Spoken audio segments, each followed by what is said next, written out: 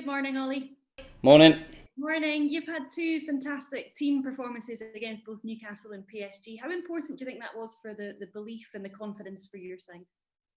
Of course, it's very important. Players, if you lose games, you're determined. You want to win the next one. You want to bounce back, and I could see that focus before the Newcastle game. And of course, after you win against PSG, that gives you more belief and confidence. So two very good performances, two good results. But then now it's the next game, and that's what we're focused on.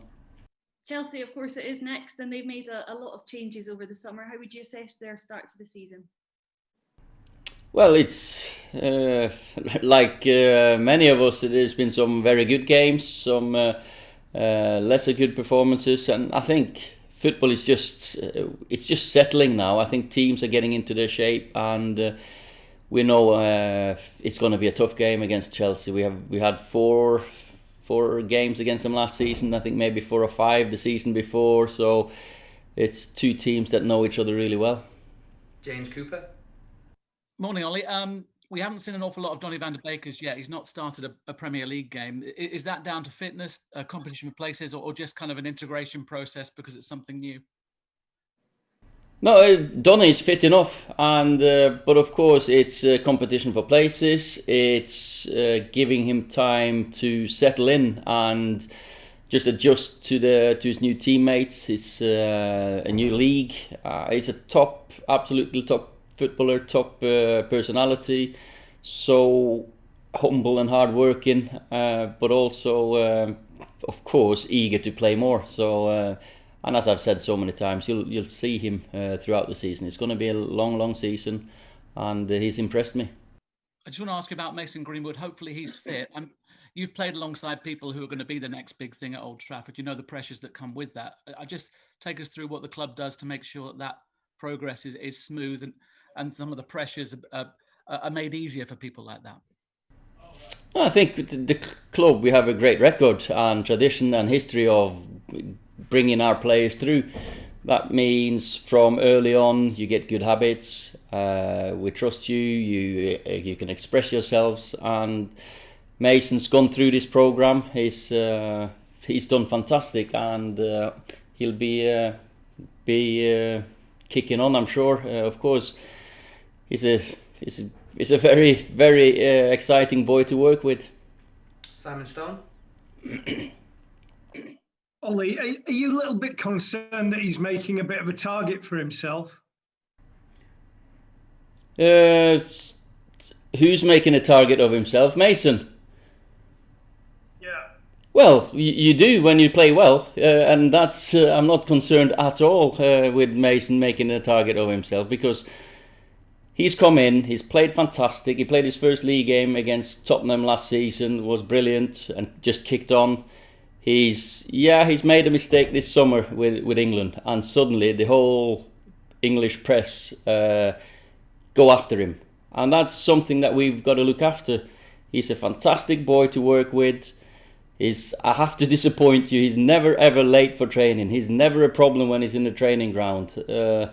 He's always on time. I've seen the stories. There's some ex-United players talking about him, and they don't really know anything they're talking about, because we got photographers outside the training ground every day, so they can see he's on time every day. So I don't know where these stories have come from, and I've just got to say he's got a good family behind him. He's had a good background in the academy and up, and he's a good trainer. He trains really well, and I cannot believe all these stories about him not being professional.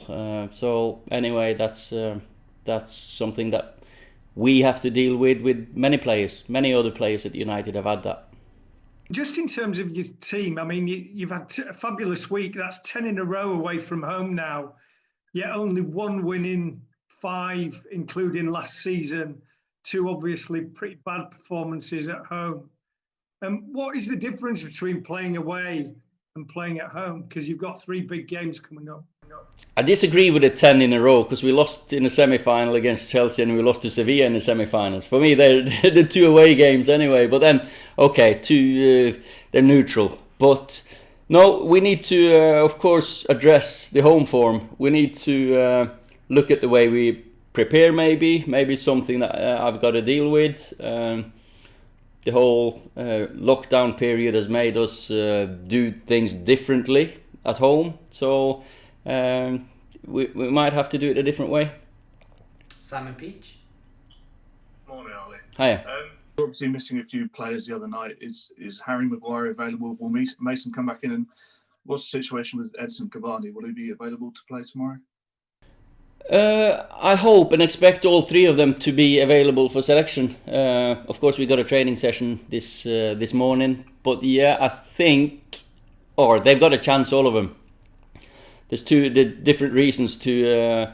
So Edinson, he wants to tick all the boxes that he's gone through in his program and feel ready to make an impact. So I think his last preparation was going to be today, and then I'll have a discussion with him. And it seemed positive yesterday with both Mason and Harry. So hopefully. Marcus was the talk of the town in Paris the other night and continues to be for his work off the field. Is there anything left you can say about him and the work he does? Probably not. But he's now at the stage, you know, we all speak about Marcus as this experienced boy, and he's 23 soon. He's just like a twilight between being a talent and being experienced, and you can see more and more of that experience coming out. And we hope and we trust that Marcus's background with his family is going to keep him just developing and kick on in his career, because that now is round about the time that you'll see him, like, hopefully divide himself from being a good player to being a very, very good player. Per Carlson.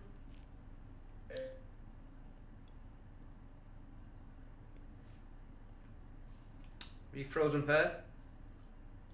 Okay. Yeah. Yeah. Well, I guess that you have observed what's happening on the Norwegian national team right now, Ole, and with the inside leak and public discussion between Alexander Sørloth and NFF, and I'm just wondering, regardless which team it is, how damaging is it, this sort of leak and communication, and what do you think about the handling in this case particular? I can't comment on this case, but of course, in a group, in a team, you're like a family, and you've got to say that you're disappointed if things come out from the dressing room, but and especially if they're true. I've had many stories leaking out of the United dressing room, which is not true. So that's a different story, making stories up.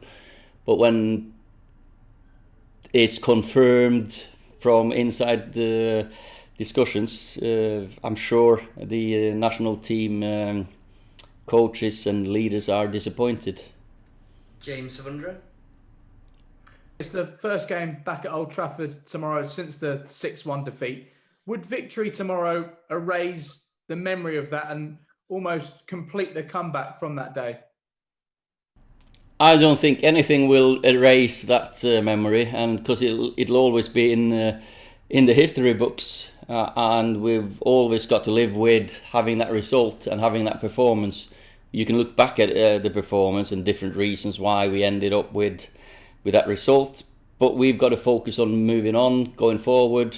And it's happened so many times at this club that you've had results that maybe come out of the blue, or the setbacks that you have to bounce back from. And so far we've bounced back well from it, but it's now about consistency. Last one in this section for Andy Mitten. Hello, can I ask you about Axel, the way he played, how he's been training, and what his future is likely to be now after so many injuries? It was a great performance by a kid who's not played for 10 months. Delighted for him, because he's such a professional character. He wants everything. He works really hard. He's been really thorough in his rehab, and very pleased for him now to get the consistency, of course, in his performances. got to stay injury free. We've got to manage that. That's mine and his job, and the physical staff's job, of course. But I think he can kick on. He's a leader. He can play centre back, right back. He can play centre midfield. He can play many positions. And he's a boy who takes responsibility for his own development. So now it's about, and I'm sure he's doing everything he can to have a long career at United. So hopefully we can get this consistency.